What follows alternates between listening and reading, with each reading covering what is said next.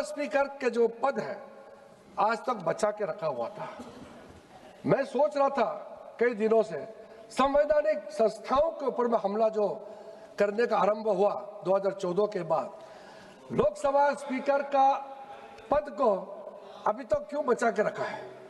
लेकिन अब मुझे पता चला कि भारत में लोकतंत्र को अगर हमला करना है तो स्पीकर का कुर्सी को हमला करो। ये निर्णय उन्होंने लिया। आपने आपका लीडर ऑफ ऑपोजिशन के बारे में कहा और लीडर ऑफ ऑपोजिशन इसी सदन के सदस्य होने के नाते मैं सीधा सीधा कहना चाहता हूं, जब उस दिन नेता प्रतिपक्ष भाषण दे रहे थे, कहां से ये बात शुरू हुआ? रूल 3491 में उन्होंने जो बात रखा और जो बार बार गौरव जी उसको दोहरा रहे थे, उस पे स्पीकर साहब ने रूलिंग दिया। और मैंने शुरू में कहा आर्टिकल 118 में भी जो लिखा है कि स्पीकर का डिसीजन आप भले मंजूर हो ना हो, एग्री हो ना हो, फाइनल होते हैं। वही पंडित जवाहरलाल नेहरू जी ने कहा, वही राजीव गांधी जी ने कहा कि आप सहमत नहीं हो सकते हैं। लोकतंत्र में एक दूसरे के प्रति हम लोग तो लड़ते रहते हैं, लेकिन दुश्मन का ही नहीं है। ओपिनियन ऑफ डिफरेंसेस होते हैं, मत अलग अलग होते हैं। तो आपका बात को अगर स्पीकर नहीं माने तो क्या आप स्पीकर के ऊपर चढ़ जाएंगे क्या? स्पीकर ने रूलिंग दे चुके थे कि आप जो कह रहे वो मुद्दे सब्सटेंटिवली इसमें जुड़ा हुआ नहीं है, तो आप कोर्ट मत कीजिए। आपने मेंशन कर दिया, फिर भी बोल रहे मुझे बोलने नहीं दिया जा रहा है, मुझे बोलने नहीं दिया जा रहा है। स्पीकर ने कहा कि रूलिंग हो चुके हैं। हमने भी 2 बार उठ के कहा कि स्पीकर का रूलिंग है वो फाइनल है। स्पीकर का रूलिंग फाइनल है, फिर भी बार बार उठ के कह रहे। उसके बाद सर, उसके बाद इन लोगों ने पहला आरोप लगाया, पहले आरोप लगाया कि इनका लीडर ऑफ ऑपोजिशन को बोलने नहीं दिया जाता है। Sir, No, please listen, madam. He merely mentioned that the ruling was already given. No. There is no rule of order here. Please. वो सच्चाई सुन नहीं पा रहे हैं, मजबूरी है, रेजोल्यूशन लेके आया, सच्चाई सुन नहीं पा रहे। सच्चाई सुनिए। सभापति महोदय ये कह रहे हैं कि इनका नेता प्रतिपक्ष को बोलने नहीं देते हैं, ये कह रहे हैं। मैं कहता हूं, मैं अब बताता हूं सही बात क्या है। मैं अब सही बात बताता हूं, सुन लीजिए। 15 लोकसभा में इनके नेता प्रतिपक्ष सदस्य थे, कुल मिलाकर के 2 बार बोले, पूरे समय में 2 बार बोले पूरी लोकसभा में। और इन्होंने जब सेशन चलता है उस समय ही विदेश चले जाते हैं। सेशन चल रहे हैं, विदेश चले जाते हैं और यहाँ बोलते हैं कि बोलने नहीं दिया जा रहा है। सर, नियम कहता है जब कोई भी मेंबर अपना भाषण रखते हैं, डिबेट में इंटरवेंशन करता है, उसके बाद जो उसका नेक्स्ट बोलते हैं उसका सुनना होता है। इनका नेता प्रतिपक्ष अपना बात बोल के खत्म हुआ, बैठे बगैर वो चले जाते हैं। किसी का सुनता नहीं है, किसी का सुनता नहीं है और बोलता कि बोलने नहीं दिया जाता है। सर, देखिए मैंने बार बार कहा है, That is his point of observation. He is making his point. सच्चाई है तो करवा लग रहा है। No, sir, please. ये लोग सुन नहीं पा रहे, मैं क्या करूं? वेणुगोपाल जी आप अगर बैठिएगा। वो ये मुद्दे नहीं उठाते तो मुझे बोलने की आवश्यकता नहीं होती। That is his point of observation. Let him make his observation. No, please. मैं उसका गंभीरता को बताता हूँ। आप बोलिएगा सर। यहाँ माननीय प्रधानमंत्री जी बैठे हैं, पहली बार मैंने ऐसा दृश्य देखा है। वहां से दौड़ के आते, गले लगाने के लिए प्रधानमंत्री के ऊपर में जबान पड़ते हैं। ऐसा कोई नेता प्रतिपक्ष देखा है आपने जिंदगी में? कमाल का है। और यहाँ से आकर के वहां बैठ करके अपने एमपी को देख करके आंख मारते हैं, आपका नेता प्रतिपक्ष कितना गंभीर है, यहाँ बहस चल रहे हैं और अपने सदस्यों के तरफ देख करके आंख मारते हैं। ये ऐसा नेता प्रतिपक्ष हमने पहली बार देखा है। और जैसा लीडर है बाकी तो ऐसा ही होगा। आप वहां बैठे हैं सभापति महोदय और आपको यार बोलते हैं और ये मेंबर चेयर को बोलते हैं यार, और बाद में यार मत कहा तो बोलते हैं यार कहने से क्या होता है, चेयर को यार कह सकता है। राज्यसभा में सभापति जो भारत के उपराष्ट्रपति है उसको बोलते हैं कलीग। नो सर, स्पीकर और चेयरमैन राज्यसभा ये कलीग नहीं है, वो कस्टोडियन ऑफ द हाउस होता है, वो हमारे कलीग नहीं होते हैं। आप उसके साथ हल्के फुल्के में मजाक नहीं कर सकते हैं। आप लोगों ने जैसा नेता हल्कापन दिखाता है वैसे उसका बाकी सांसद को भी ऐसा बिहेव करने में मजबूर कराते हैं। ये ठीक नहीं है। आपके यहाँ में भी काफी अच्छे लोग हैं, आपके लोग में भी अच्छे हैं, लेकिन अब नेता प्रतिपक्ष उन्हीं को बनाया, हम तो कुछ नहीं कर सकते हैं। मैं क्या कर सकता हूँ, मेरा हाथ में तो है नहीं। मैंने देखिए प्रियंका वाड्रा गांधी जी अब पीछे बैठ के मुस्कुरा रही है। अगर इनको नेता प्रतिपक्ष बनाते तो भी शायद परफॉर्मेंस थोड़ा अच्छा होता। वो तो कम से कम बैठती है, सुनती है कम से कम। इनका नेता प्रतिपक्ष तो सुनता ही नहीं, बहुत मुस्कुराती भी है। मैंने सार्वजनिक रूप से कहा है, as a parliamentary affairs minister कोई भी सांसद बिहेवियर अच्छा है तो मुझे सराहना करना चाहिए। देखिए सर, मैं जरूर भारतीय जनता पार्टी का सदस्य हूँ, मंत्री हूँ, लेकिन पार्लियामेंट्री अफेयर्स मिनिस्टर होने के नाते कोई अच्छा व्यवहार करे तो उसको सराहना करना मेरा दायित्व है। सर, जब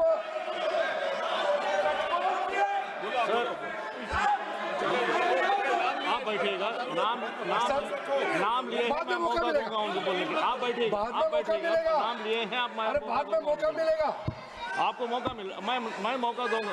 सर मैडम आपका नाम लिए हैं, मैं आपको मौका दूंगा। अरे मैंने तारीफ किया है। आप बैठिएगा प्लीज। तारीफ करना भी गुनाह है क्या? मैं तो तारीफ किया है। अरे कांग्रेस वालों को क्या हो गया है, अच्छा बात बोलने से भी दुखी और कठोर बात बोलने से भी वैसे ही दुखी है। देखिए कुछ बातें ऐसे होते हैं, आप सुन लिया करो, क्योंकि मैं सच्चाई से बाहर जाकर नहीं बोल रहा हूँ। मैं दिल से बोलता हूँ मगर सच्चाई बात बोलता हूँ। कोई अगर बहुत बिगड़ जाए उसको सुधरने का क्या तरीका है? जो बच्चे बहुत बिगड़ जाते हैं वो माँ बाप ही समझाएंगे ना। अब यहाँ स्पीकर जो हमारा माँ बाप है इस सदन में, या कोई इंडिसिप्लिन एमपी बार बार रूल तोड़ता है तो स्पीकर थोड़ा डांट लगाता है तो भी उसका इतना नाराज होकर के इशू बनाते हैं। स्पीकर का जो निर्णय होता है सर्वसम्मति से हमें उसको मानना होता है। लेकिन सर इसके अलावा, क्योंकि मैंने जैसे भी कहा कि हमारा तो संस्कृति क्या है, हमारा नेता परिवार, हमारा बाप दादाओं ने जो कहा है वही हम सीखेंगे। हमारा जो सीनियर लीडर्स ने जो सिखाया है हम उससे इधर उधर कभी भी नहीं हटेंगे। और जो हमने आपको कहा है कि 2014 के बाद आप शुरू में तो कहा कि बीजेपी फासिस्ट है, ये किया है इसलिए इलेक्शन जीत गया हो गया। 2019 के बाद फिर हार गए। वो चौकीदार चोर क्या पब्लिक ने आपको पनिशमेंट दिया तो ये सोचने लगा अब क्या करें। कई मुद्दे हैं, लेकिन मैं अंत में इसमें आ रहा हूं।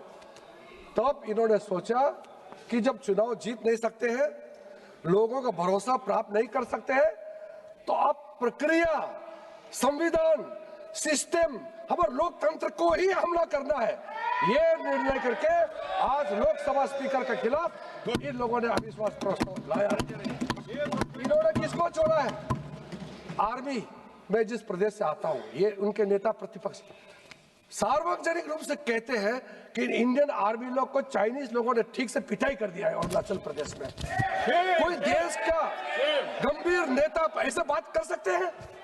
सरकार ज्यादातर आपने चलाया है, कभी ऐसा वक्त कोई और दे सकते हैं क्या?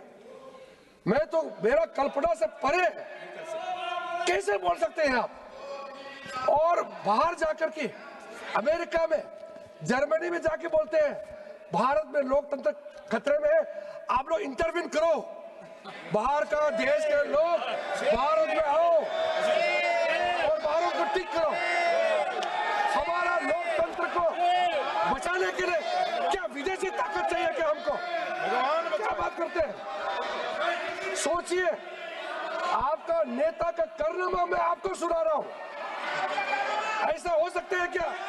हमने कल्पना भी नहीं किया।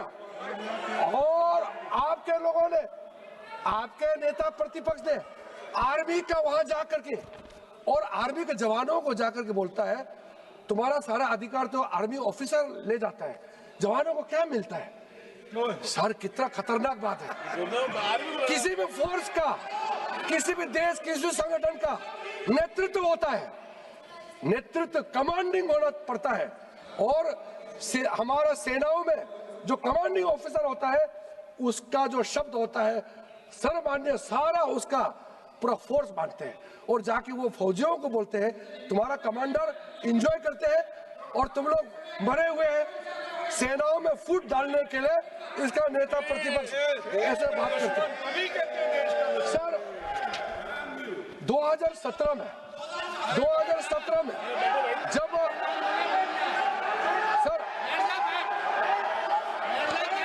सर सभापति महोदय 2017 में जब डोकलाम में भारत और चीन का सेना आमने सामने में जब वहां पे टेंशन बना हुआ था, उस समय चुपचाप से उनका नेता प्रतिपक्ष चाइनीज एम्बेसी में जाकर के चाइनीज एम्बेसडर से और ये गुप्त रखा गया और बाद में चाइनीज एम्बेसी के वेबसाइट में पब्लिश हुआ। तब जाकर के उन्होंने कहा हम तो जानकारी प्राप्त करने के लिए गए थे चाइनीज एम्बेसी से, इंफॉर्मेशन, यानी कि वो हमारा आर्मी, हमारा सरकार को भरोसा नहीं है, चाइनीज एम्बेसी से इंफॉर्मेशन लेना है इनको, वहां से जानकारी लेना है इनको। आप सोचे, इसके लिए माफी मांगना तो छोड़िए, आज तक इन्होंने अफसोस प्रकट भी नहीं किया है। सर आज कह रहे थे कि प्रधानमंत्री जी को ये लोग नीचा दिखाने का कोशिश करते हैं। 2013 में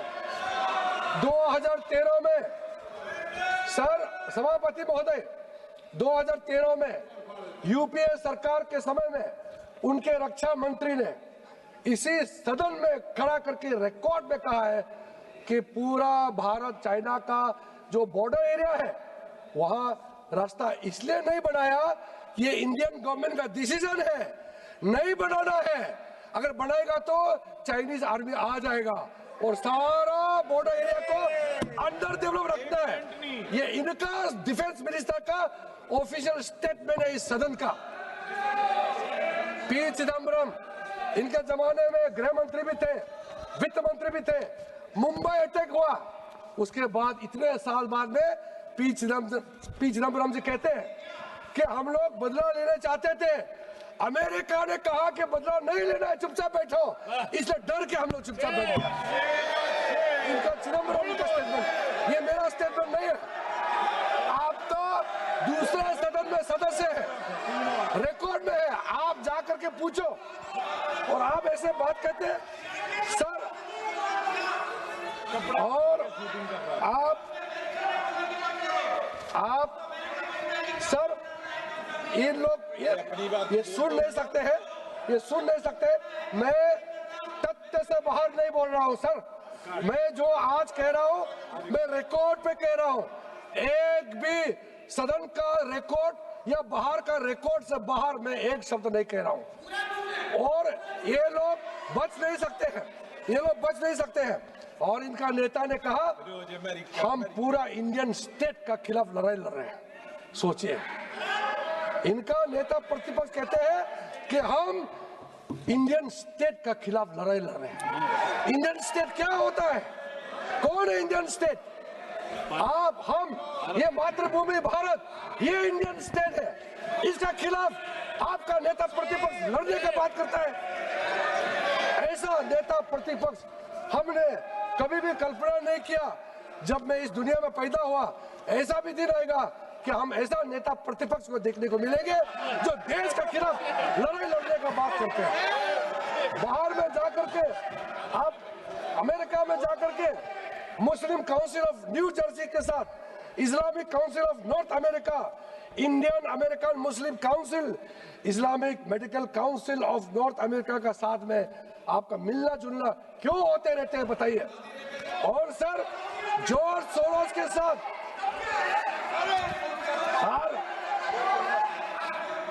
सर सभापति महोदय, सुनिए, आप सुनिए। सऊदी अरब तो हम भी गए हैं। हमने सऊदी अरब इसलिए गए कि हमारा हिंदुस्तानी मुसलमानों का हज यात्रा अच्छा हो, ये हम बात करने के लिए सऊदी अरब गए।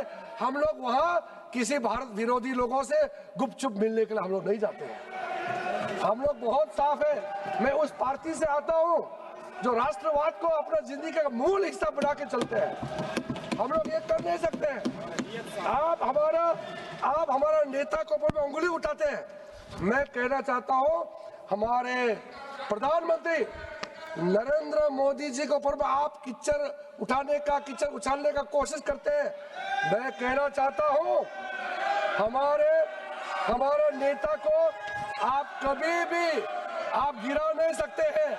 हमारा नेता को आप कभी गिरा नहीं सकते हैं, क्योंकि नरेंद्र मोदी जी का सोच, नरेंद्र मोदी जी का इस देश का प्रति समर्पण उतना पवित्र है जितना कमल फूल पवित्र है। आप दाग नहीं लगा सकते हैं। ये लोग 14 से दाग लगाने के लिए कोशिश करते हैं। जो मोदी जी के नेतृत्व में जो हासिल किया है, उसको ऊपर में सवाल उठा करके आप कमजोरी दिखाना चाहते हैं। देश के लोग आपको कमजोर बना देंगे। नरेंद्र मोदी जी को कमजोर कोई नहीं कर सकता है। इस देश में, दुनिया में सबने देखा है हमारा नेता कितना बड़ा दिल के साथ, कितने सोच विचार दूरदृष्टि के साथ देश का काम बहुत अच्छी तरीके से संचालन कर रहे हैं। मैं सर, अंत में मुझे तो बार बार वो सुन के ये लोग परेशान हो गए, सुन नहीं पा रहे, झेल नहीं पा रहे। तो मैं 2 लाइन कहना चाहता हूँ। कहना तो उनको चाहिए था, ये जो मैं कह रहा हूँ, जो मैं पढ़ रहा हूँ, वो उनको कहना चाहिए था जो कांग्रेस वाले हैं। लेकिन मैं उनके बिहाफ में, उनके नेतृत्व के लिए मैं ही कह देता हूँ। कह दो सर। मुश्तर खैराबादी का ये लाइन है। मुश्तर खैराबादी का ये बहुत प्रसिद्ध लाइन है, जो मुगल का आखिरी रूलर, मुगल का जो लास्ट रूलर है बहादुर शाह जफर के बारे में, उस संदर्भ में कहा गया है, ना किसी की आंख का नूर है, ना किसी के दिल का करार है, जो किसी के काम ना आ सके मैं वो एक मुश्त गुबार हूँ। ना तो मैं किसी का हबीब हूँ, ना तो मैं किसी का रकीब हूँ। जो बिगड़ गया वो नसीब हूँ, जो उजड़ गया वो दयार हूँ। ये आपका नेता का प्रति मैं ये कह करके आपको बहुत बहुत धन्यवाद सभापति महोदय। माननीय सदस्य